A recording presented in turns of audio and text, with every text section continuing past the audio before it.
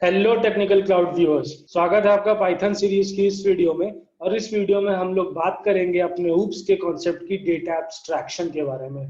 तो जैसे एब्स्ट्रैक्ट का मतलब क्या होता है, किसी चीज को हाइड करना। अगर हम ऊप्स के कॉन्सेप्ट की बात करें तो what is the need of abstraction in Python. हम यूजर से क्या चाहेंगे भाई? यूजर को इम्प्लीमेंटेशन से मतलब नहीं है कि कोई भी रियल इम्प्लीमेंटेशन किस टाइप से हो रही है। हमें इम्फेसाइज कहाँ पे करना है कि how to use the application, not how to implement the application. तो देखिए, डेटा एब्स्ट्रैक्शन इस बारे में जब भी हम लोग बात करेंगे तो बात करने में एक चीज आपको याद रखनी है, जो हमारी एब्स्ट्रैक्ट क्लास होगी उसमें सिर्फ मेथड्स डिक्लेयर होंगे। क्यों? क्योंकि हमें at the end of the day हमें एब्स्ट्रैक्ट क्लासेस को करना है हाइड। जो भी एब्स्ट्रैक्ट क्लास हम बनाएंगे वो हाइड हो जाएगी, उसको यूजर से कोई मतलब नहीं है। तो वहां पे सिर्फ हमें मेथड्स को करना है डिक्लेयर, और उसका इम्प्लीमेंटेशन कहाँ पे होगा? हमारी चाइल्ड क्लास में। जो बातें मैंने यहाँ पे बोली हैं इसको हम लोग अब देखते हैं पाइथन में। सबसे पहले मैं यहाँ पे लिख रहा हूँ एक क्लास शेप। मैंने एक शेप नाम की क्लास लिखी, इसके अंदर मैं दो मेथड लिख रहा हूँ।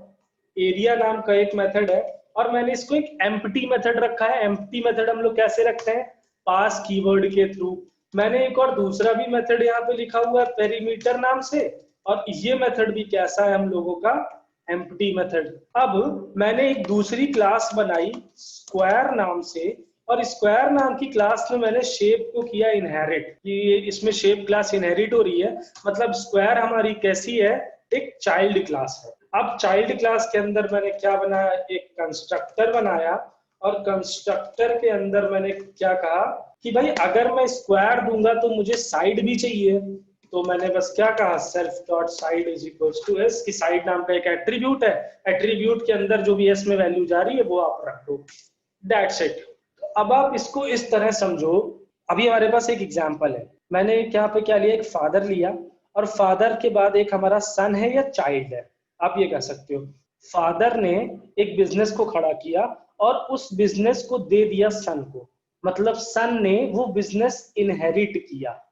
तो जब फादर की एज ज्यादा हुई, उन्होंने अपना बिजनेस सन को दे दिया। तो अगर बिजनेस में कोई प्रॉब्लम अब आएगी तो आप क्या चाहोगे? यूजर सन के पास जाए या फादर के पास जाए? भाई उन्होंने तो अपना काम छोड़ दिया ना। उन्होंने क्या कहा कि भाई तुम मेरे, अभी बिजनेस जो भी है मेरा, उसका मालिक मेरा बेटा है।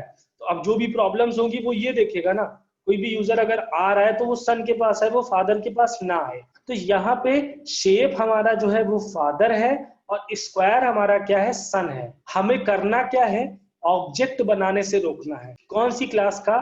जो हमारी फादर क्लास है, यानी जो हमारी बेस क्लास है। जिस क्लास को इनहेरिट किया जा रहा है उसकी प्रॉपर्टीज तो हम अपनी चाइल्ड क्लास में एक्सेस कर ही लेंगे, तो इसका ऑब्जेक्ट ही क्यों बने? क्वेश्चन हमारे पास ये है। जब हम शेप क्लास को इनहेरिट कर रहे हैं स्क्वायर क्लास में, सारे इसके मेथड्स हम लोग यूज कर पाएंगे स्क्वायर क्लास के अंदर, तो जरूरत क्या है शेप क्लास का ऑब्जेक्ट बनाने की? सिंपल सी बात है। तो चलिए इसी चीज को हम लोग देखते हैं। मैंने यहाँ पे लिखा s is equals to square. जैसे ही मैंने स्क्वायर लिखा, मुझे स्क्वायर का ऑब्जेक्ट बनाने के लिए क्या देना है? एक साइड देनी है। मैंने क्या कहा? स्क्वायर की साइड है 5। अब आप देखोगे s डॉट डॉट लगा के जैसे ही आपने टैब यहाँ पे किया प्रेस, तो एरिया और पैरामीटर ये दोनों मेथड्स भी हमारे पास आ गए। ये मेथड्स कहाँ से आए? क्योंकि शेप को हमने इनहेरिट किया हुआ है अपनी स्क्वायर क्लास के अंदर। लेकिन अब चलो एक काम करो, से एक ऑब्जेक्ट बनाया और उस शेप क्लास का एक ऑब्जेक्ट है हमारा। तो अभी देखो शेप क्लास का ऑब्जेक्ट हमारा क्रिएट हो रहा है। बस हमारा जो मेन ऑब्जेक्टिव है वो यही है कि जिस क्लास को हमें एब्स्ट्रैक्ट क्लास बनाना है उसका ऑब्जेक्ट ही ना क्रिएट हो पाए। हमने जो क्लास इनहेरिट की है उसका हमें ऑब्जेक्ट बनाने से रोकना है यूजर को। इसके लिए हमें करना क्या है? From ABC import. अब देखिए यहाँ पे हमारे पास है एबीसी, कैपिटल एबीसी। ये कैपिटल एबीसी क्या है? Abstract base classes. और एक दूसरी चीज हमें इंपोर्ट करनी है, एब्स्ट्रैक्ट मेथड।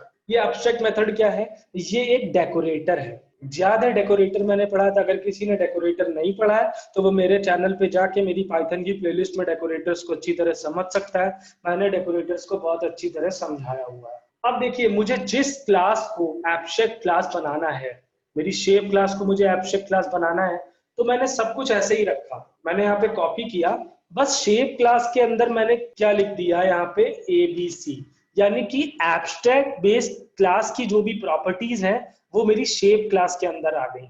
मतलब हमारी ये जो शेप है ये हमारी एब्स्ट्रैक्ट बेस्ड क्लास हो गई, इसके अंदर एब्स्ट्रैक्ट की प्रॉपर्टी आ गई, तो यानी ये हमारी एब्स्ट्रैक्ट क्लास कहलाएगी। अब ये जो हमने दूसरा एब्स्ट्रैक्ट मेथड यूज किया है, तो नाम से समझ में आ रहा है कि ये एब्स्ट्रैक्ट क्लास के मेथड के अंदर यूज होगा। तो यहाँ पे मेथड है हमारे पास दो, लेकिन मैंने पहले भी कहा कि ये डेकोरेटर है, तो डेकोरेटर को हम लोग कैसे यूज करते हैं, @ लगा के, एब्स्ट्रैक्ट मेथड। जैसे ही हमने ये डेकोरेटर लगाया, इस डेकोरेटर के अंदर ये एरिया नाम का मेथड ऑटोमेटिकली कॉल हो जाएगा, ये एज एन आर्गुमेंट ऑटोमेटिकली पास हो जाएगा। तो हमारा ये मेथड है, ये भी हमारा एक एब्स्ट्रैक्ट मेथड हो गया। सिमिलरली मैंने यही चीज दूसरे वाले मेथड के साथ की। जब मैंने ये शेप ऑब्जेक्ट बना लिया, यहाँ पे ये हमारी एब्स्ट्रैक्ट बेस्ड क्लास बना ली हमने, और उसके अंदर जो भी मेथड है उसको हमने एब्स्ट्रैक्ट बना दिया। अब हमने क्या किया, सेम चीज करी, हमने स्क्वायर नाम की एक क्लास बनाई, इस क्लास के अंदर हमने शेप को इनहेरिट किया, जो हमारी एब्स्ट्रैक्ट क्लास है उसको इनहेरिट किया। अब आप एक काम करो, आप शेप क्लास का ऑब्जेक्ट बना के देखो, आप वीडियो पॉज करो और अंदाजा लगाओ कि क्या हमारी शेप क्लास का ऑब्जेक्ट क्रिएट होगा। आप पॉज करो, मुझे कमेंट सेक्शन में लिख के बताओ और हम लोग आगे देखते हैं। SH is equals to shape, मैंने एक शेप क्लास का ऑब्जेक्ट बनाया। जैसे ही मैंने शेप क्लास का ऑब्जेक्ट बनाया, इसने देखिए मुझे क्या कहा, can't instantiate abstract class shape with abstract methods area and parameter. कि भाई आपके पास जो इसमें एब्स्ट्रैक्ट क्लास है सबसे पहली, तो फिर एब्स्ट्रैक्ट मेथड्स भी हैं, तो हम इसका ऑब्जेक्ट नहीं बना सकते। ठीक है भाई, हमारा एक जो ऑब्जेक्टिव था वो पूरा हो गया कि हमारी पेरेंट क्लास का, हमारी एब्स्ट्रैक्ट क्लास का ऑब्जेक्ट नहीं बन सकता, लेकिन चाइल्ड का तो बनेगा ना।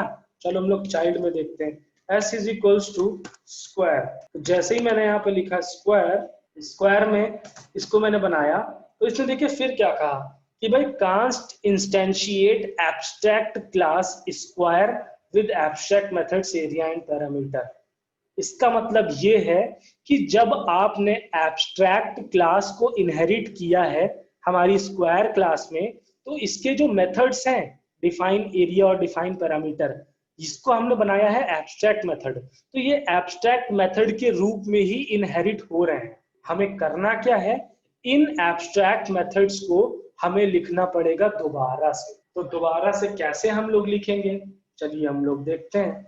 मैंने ये शेप क्लास को यहाँ पे कॉपी किया, कॉपी करने के बाद मैंने दोबारा से स्क्वायर क्लास बनाई। मैंने आपसे यही तो कहा था वीडियो की स्टार्टिंग में, हमें एब्स्ट्रैक्ट बेस्ड क्लास में सिर्फ डिक्लेरेशन होते हैं। हमने अपने मेथड्स को यहाँ पे डिक्लेयर किया कि भाई एरिया और पेरीमीटर नाम के दो मेथड्स हमारे पास होंगे।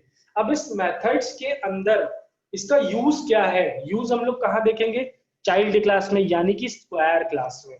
तो हमें यहाँ पे लिखना पड़ेगा डिफाइन एरिया, मैंने फिर से लिखा, और एरिया में रहा सेल्फ। नाउ ये हमें क्या रिटर्न करेगा, self dot side multiplied by self dot side. क्यों, स्क्वायर का एरिया क्या होता है, साइड स्क्वायर होता है, तो साइड मल्टीप्लाइड बाई साइड, ये हमारा हो गया स्क्वायर का एरिया। फिर डिफाइन हम लोग करेंगे क्या, पेरीमीटर, या मैंने यहाँ पे लिखा प्राइमीटर, लिखा हुआ है मैंने ऊपर, इसलिए यहाँ पे मैं प्राइमीटर ही लिख रहा हूँ। ये हमारे पास आ गया।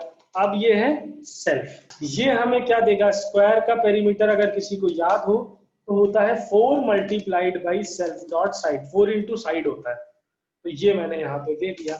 अब मैंने इसको लिखा है यहाँ। अब आप शेप क्लास का एक ऑब्जेक्ट बनाओ, S is equals to shape नाम से। तो इसने क्या कहा कि मैं शेप का ऑब्जेक्ट नहीं बना सकता, लेकिन मैंने अब क्या किया, एक स्क्वायर का मैंने एक ऑब्जेक्ट बनाया। इसमें मैंने क्या दे दिया, 5 दे दी इसकी मैंने एक साइड।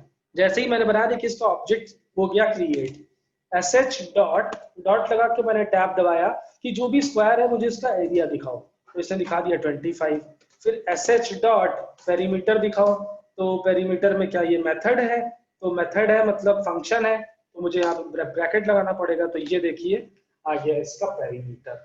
तो जो हमारा गोल था वो इस तरह से अचीव हुआ। मैं वापस से इसको समराइज कर रहा हूं। हमने सबसे पहले क्या देखा, एक क्लास ली, क्लास को दूसरी क्लास में इनहेरिट किया, लेकिन इनहेरिट करने के बाद हम चाहते क्या थे कि हमारा जिस क्लास को हमने इनहेरिट किया है उसका ऑब्जेक्ट ही ना बने। तो ऑब्जेक्ट नहीं बनने के लिए हमने क्या किया, इंपोर्ट किया एबीसी और एब्स्ट्रैक्ट मेथड को, शेप के अंदर एबीसी को इनहेरिट किया, और जो भी मेथड्स थे उसमें हमने क्या लगा दिए, एब्स्ट्रैक्ट मेथड नाम का डेकोरेटर।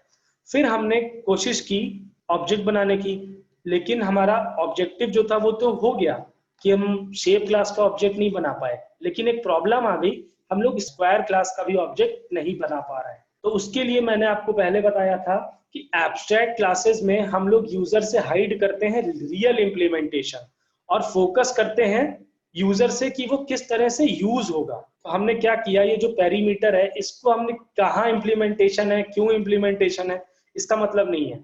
इस एब्स्ट्रैक्ट मेथड, एरिया मेथड का यूज क्या है, यूज है कि भाई रिटर्न करना सेल्फ डॉट साइड। वैसे तो आप ये भी कह सकते हो कि इसका मतलब क्या है, तो इसका कोई खास मीनिंग है नहीं, क्योंकि हमें बस इसका ऑब्जेक्टिव ये है कि जिस क्लास को हम इनहेरिट कर रहे हैं उसका हमें ऑब्जेक्ट बनाने से रोकना है, और हमें पहले ही फंक्शन को या मेथड को डिक्लेयर करना होता है एब्स्ट्रैक्ट क्लास में। जब डिक्लेयर करेंगे तो उसका इम्प्लीमेंटेशन कहाँ होगा, चाइल्ड क्लास में, वो हमने यहाँ पे किया हुआ है। तो गाइस मैं उम्मीद करता हूँ आपको मेरी ये वीडियो अच्छी लगी होगी। आपको अगर ये मेरी वीडियो अच्छी लगी है तो आप प्लीज मेरे चैनल पे जाएं। मेरे चैनल पे जाने के बाद आपको प्लेलिस्ट सेक्शन के अंदर जाना है, यहाँ पे आपको पाइथन की पूरी प्लेलिस्ट मिलेगी। अब मैं आपको रिकमेंड करूंगा कि आप पूरी ये प्लेलिस्ट देखें। मैंने बहुत अच्छी तरह से पाइथन को समझाया हुआ है यहाँ पे, और आप मेरी इन वीडियोस को लाइक करें, इन्हें शेयर करें, मेरे चैनल को सब्सक्राइब भी कीजिएगा। सब्सक्राइब करने के बाद बेल आइकन दबाना ना भूलिएगा, ताकि मैं जब भी वीडियोस अपलोड करूं तो आपके पास नोटिफिकेशन आ पाए। मिलते हैं हम लोग अपनी अगली वीडियो में। Thank you.